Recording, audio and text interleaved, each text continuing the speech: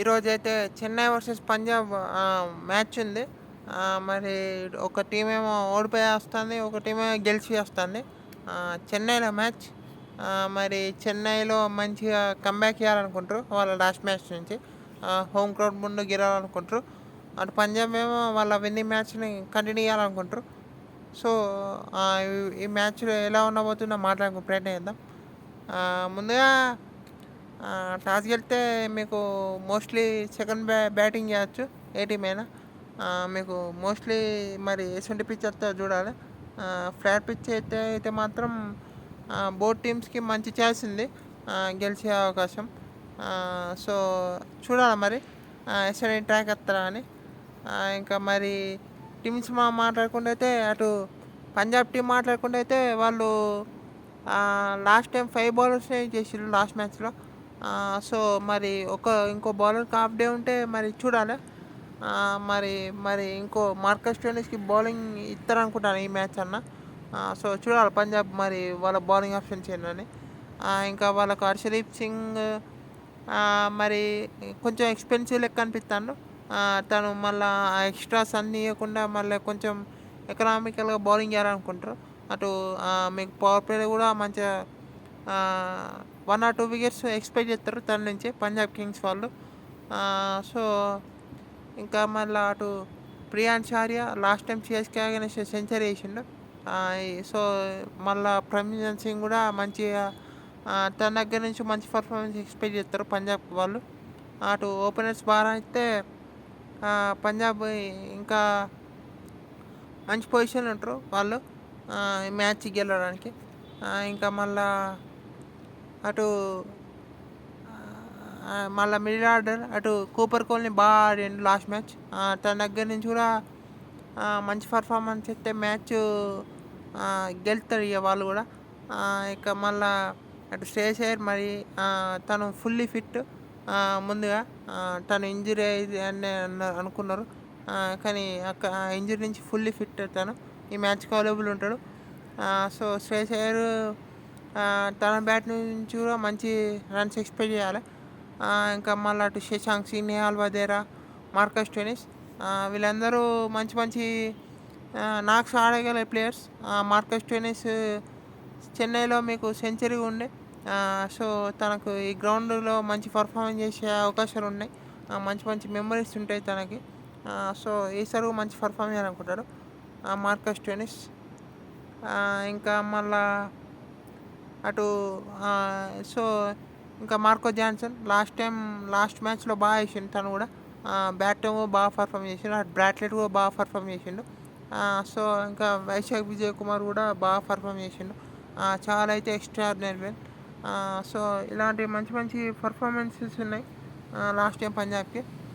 So దీంతో వాళ్ళే ఈ మ్యాచ్ గెలుద్దాం అనుకుంటారు. మీకు ఇటు చెన్నై మాట్లాడుకుంటే అయితే వాళ్ళు లో కాన్ఫిడెన్స్ ఉన్నారు కొంచెం. సో కానీ ఈ మ్యాచ్లో కనుక వాళ్ళ బ్యాటింగ్ లెక్క అయితే మోస్ట్లీ వాళ్ళు ఈ మ్యాచ్ గెలిచే అవకాశాలు ఉంటాయి. అటు రుతురాజ్, సంజు శాంసన్, ఇంకా మీకు 1 డౌన్లో ఆయుష్ మాత్రే వీళ్ళ దగ్గర నుంచి మంచి నాకు ఎక్స్పెక్ట్ చేయాలి వాళ్ళు టాప్ 3 క్లిక్ కావాలనుకుంటారు వాళ్ళు కూడా. అటు రుతురాజ్ గారి కెప్టెన్గా మరి తన టీంని తను లీడ్ చేయాలనుకుంటాడు. సో రుతురాజ్ నాయక్వాడ్, సంజు శాంసన్ కూడా మళ్ళీ మంచి నాకాలనుకుంటారు ఎస్పెషల్లీ చెన్నైలో కాబట్టి మ్యాచ్. సో చూడాలి మరి. అటు ఆయుష్ మాత్ర కూడా తన ప్లేస్ టీంలో ఉండాలంటే తను మంచి పర్ఫామ్ చేయాలి. ఇంకా మీకు అటు ఉర్విల్ పటేల్ని ఆడిస్తారా అనుకున్నా కానీ మళ్ళీ మోస్ట్లీ ఆయుష్ మాత్రంతో వెళ్ళొచ్చు వాళ్ళు ఈ మ్యాచ్లో కూడా. ఇంకా మీకు అటు శివం దూబే, కార్తిక్ శర్మ లాస్ట్ మ్యాచ్ బాగానే అనిపించింది. సో తను కంటిన్యూ చేయొచ్చు. ప్రశాంత్ వీర్ని తీసుకువచ్చే అవకాశాలు ఉన్నాయంటారు. చూడాలి మరి తను వస్తే ఎట్లా పర్ఫామ్ చేస్తారని ప్రశాంత్ వీర్. ఇంకా మీకు అటు శివం దూబే స్పిన్నర్స్కి అగెన్స్ట్ బాగా పర్ఫామ్ చేయాలనుకుంటాడు. అటు చాలు ఉంటాడు. సో చాలుకి అగెన్స్ట్ ఎట్లా ఆడతాడు చూడాలి శివం దూబే. ఇంకా మీకు ఇక అటు జేమీ ఓటన్ లాస్ట్ మ్యాచ్లో బాగా ఆడిండు. మీకు బ్యాటింగ్లో కొంచెం చాలా హెల్ప్ చేసిండని తను ఆ స్కోర్ దాకా తీసుకెళ్ళడానికి. సో అటు జేమీ ఓటన్ కూడా మరి తను బౌలింగ్లో మంచి పర్ఫామ్ చేయాలి జేమీ ఓటన్.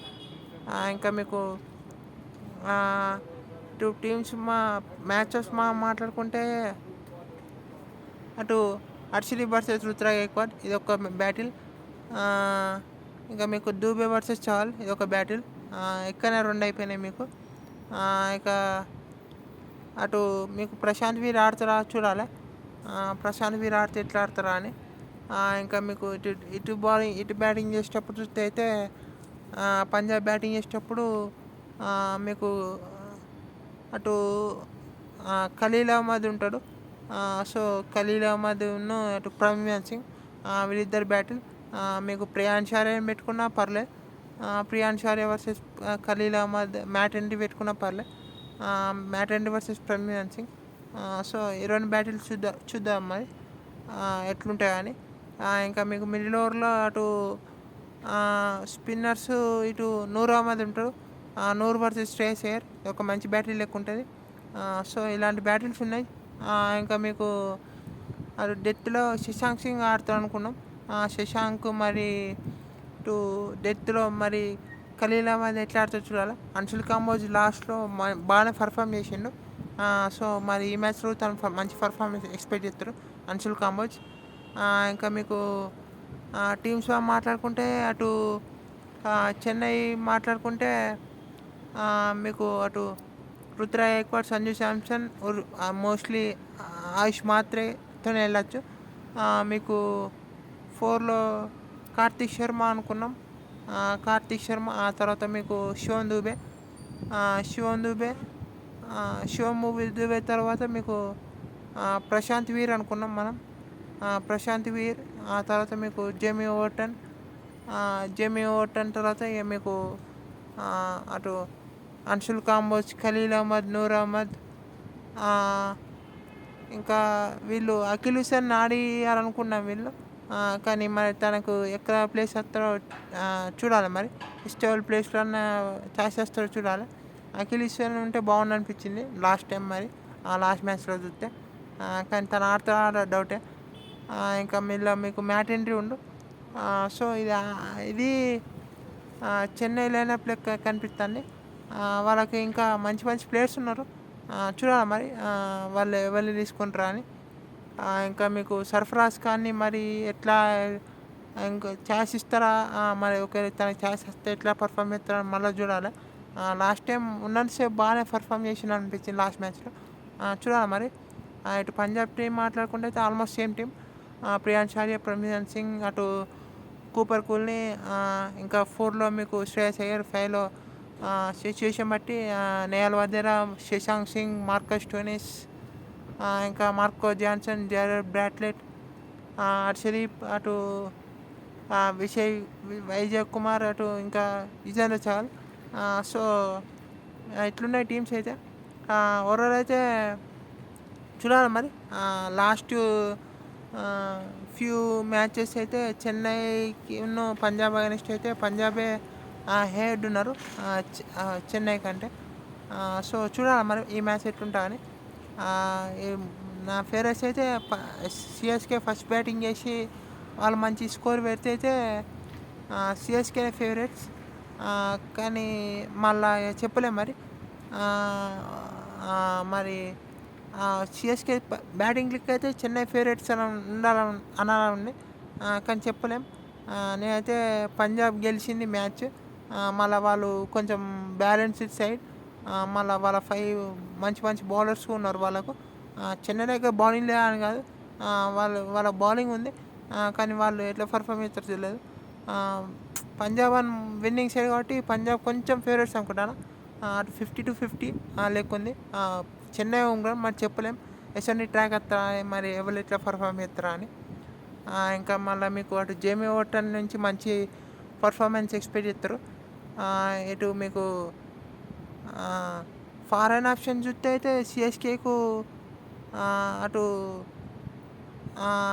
ఇటు జేమీ ఓవర్టన్, ఇంకా మీకు మ్యాట్ హెన్రీ ఉండు, నూర్ అహ్మద్. ఇంకో ఫారెన్ ఆప్షన్ వాళ్ళు మరి ఎవరు ఆడిస్తారో చూడాలి. సేమ్ లాస్ట్ టైం ఫారెన్ ఆప్షన్స్తోనే వెళ్తారా మళ్ళీ లేకుంటే ఇంకెవరైనా ఆడిస్తారా చూడాలి. సో చూద్దాం మరి మ్యాచ్ ఎట్లుంటా అని. పంజాబ్ మరి ఎట్లా పర్ఫామ్ అవుతారు చూడాలి. పంజాబ్ మరి విన్నింగ్ సైడ్ కొనసాగుతారా లేకుంటే చెన్నై మళ్ళా ఈ సీజన్ విన్ వస్తారో చూడాలి. ఎస్ఆర్హెచ్ ఫస్ట్ మ్యాచ్ ఓడిపోయినప్పుడు సిఎస్కే ఓడిపోయింది, మరి ఎస్ఆర్హెచ్ అయితే గెలిచింది. ఈసారి మరి చెన్నై గెలుతారు చూడాలి. చూద్దాం మరి ఏమవుతుందో. అంతే వీడియోలో. Thank you all for watching.